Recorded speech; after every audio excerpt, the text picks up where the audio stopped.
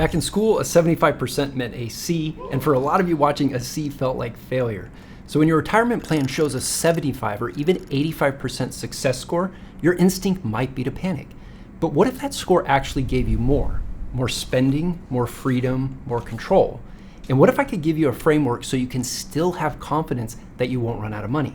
I'm Anthony, and I've helped hundreds of families retire with confidence. And in this video, I'm going to show you how chasing 100% might be the very thing holding you back, and why 80% doesn't mean a 1 in 5 chance of failure, because I'm going to show you a method I use with my clients to manage retirement income in a way that can actually work in real life. So let me introduce you to Mark and Jen. They're 55 and 54, living in Arizona. They have 3 grown kids, ages 29, 27, and 24, and they just became grandparents. They're good savers, hard workers, still working full-time and maxing out their 401ks. So they own a home valued at $700,000 with a mortgage balance of $230,000, fixed at just 2.875%. And when you look at their balance sheet, it's solid. They have $75,000 in savings in the bank, $450,000 in a taxable trust account, about half of which is appreciated. For retirement accounts, they have a good mix of employer retirement plans, 401k, 403b. They also have pre-tax IRAs, and they each have a Roth IRA. So their total investable assets come to just around $2 million, and they live on about $7,000 a month in core living expenses, not including their mortgage and taxes. And based on their investments, their saving, and then realistic spending, when we ran their plan, we saw this, 100% probability of success. Jen let out a sigh of relief when she saw that. She said it feels like all the hard work is paying off. And it is, as long as they keep doing exactly what they're doing now. Keep working full time, keep saving aggressively, keep deferring the things they've wanted to do until retirement. So that's when I asked 3 simple questions. I said, what do you want the next 10 years to actually look like? Would there be anything you'd regret not doing? And what do you want retirement to feel like when you get there? That's when the conversation opened up. They shared that they've held back on visiting their kids, especially now with the grandbaby. They've given to their church and ministries over the years, but they'd love to give more. They want to begin saving for their grandson's college. I asked if they'd thought about long-term care down the road for healthcare. Jen did nod, but admitted they'd kind of buried those thoughts, as a lot of people do. And I asked if the plan could support it, would they want to maybe retire a year or 2 earlier? Now, they weren't in a rush. They do like to work, but having more freedom sooner did sound appealing, so we went back to the plan. So we added these things, not as permanent commitments, but as a way to illustrate what a better life could look like.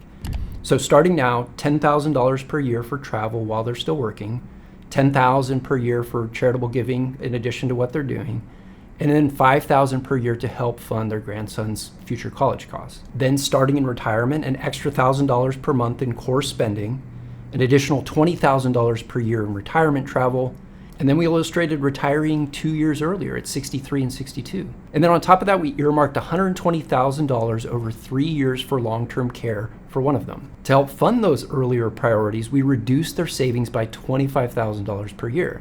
This did make them squirm just a bit.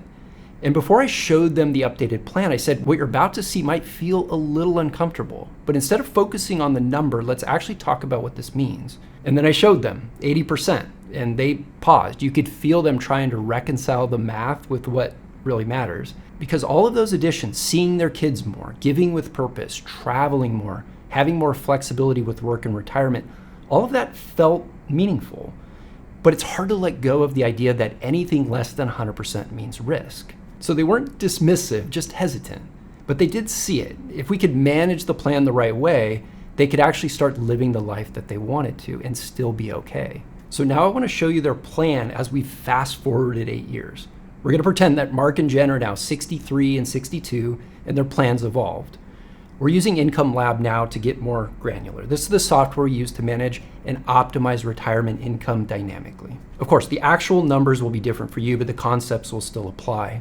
Mark and Jen's portfolio, it's grown. Their savings continued, and we've adjusted their income and expenses for future dollars, so the numbers are going to be much higher. So let's quickly show you the big picture. They're now approaching retirement with a portfolio of $4.8 million, and based on their goals, we've targeted $10,700 per month for core living expenses.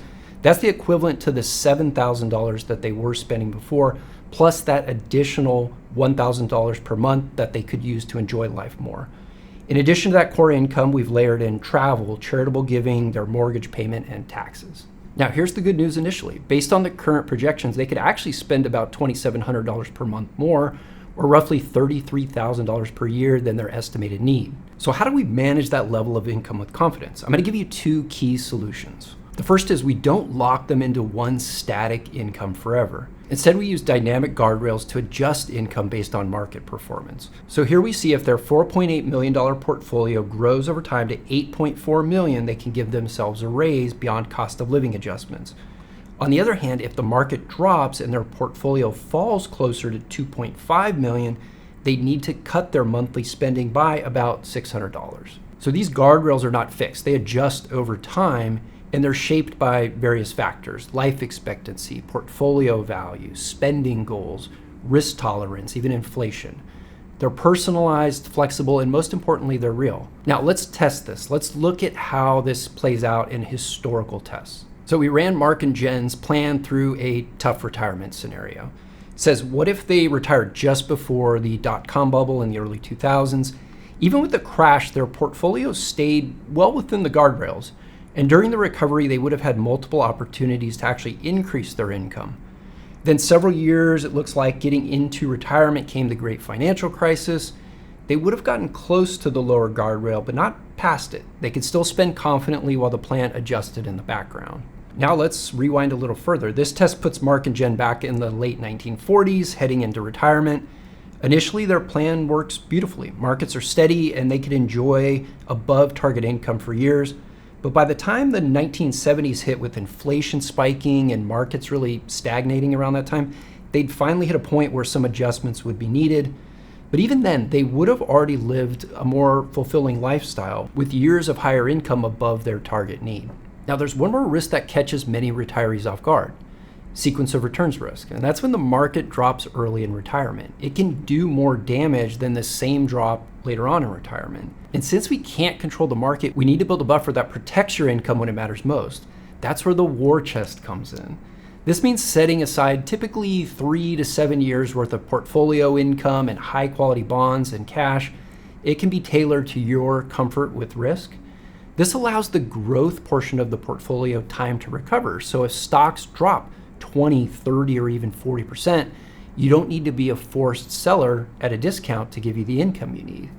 And it gives you flexibility. Having cash in the bank allows you to cover emergencies, or even helps smooth things out if you do hit a lower guardrail and need time to adjust. You don't need to react emotionally to every downturn when you have this.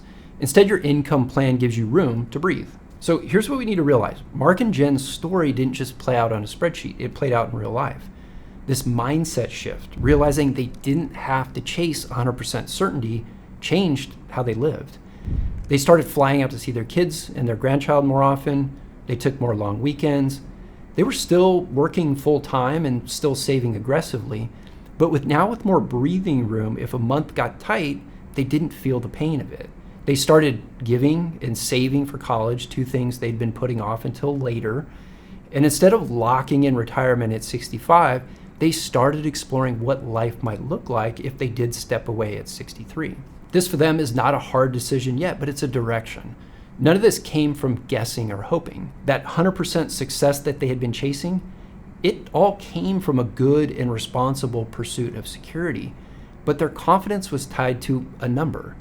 What gave them more peace of mind actually was having a framework to make smart retirement decisions going forward. Now they were not just hoping things would work out, but knowing they had a way to adapt, a plan that gave them clarity and permission to live more fully starting now. Now there's one key part of Mark and Jen's plan I haven't shown you yet, and that's how we help them keep more of their money by saving on taxes. Because even with all the right spending strategies in place, a poor tax plan can quietly erode your retirement. My business partner Alex breaks that down in the next video. But there is a big problem. And what we can see here is that over their lifetime, they're projected to pay over $1.9 million in lifetime taxes. A case study where a couple had most of their savings in pre-tax accounts, and they risked giving a big chunk away to the IRS. He shows exactly how we help them restructure their income to reduce taxes and make their plan work.